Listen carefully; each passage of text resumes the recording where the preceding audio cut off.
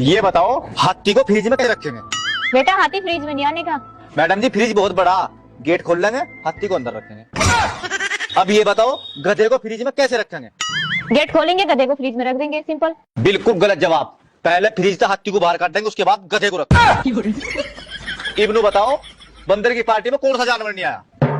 बंदर की पार्टी में शेर नहीं आया होगा, अगर वो आता सारे जानवरों को खा लेता। बिल्कुल गलत जवाब। गधा नहीं आया क्योंकि वो फ्रिज में बंद था।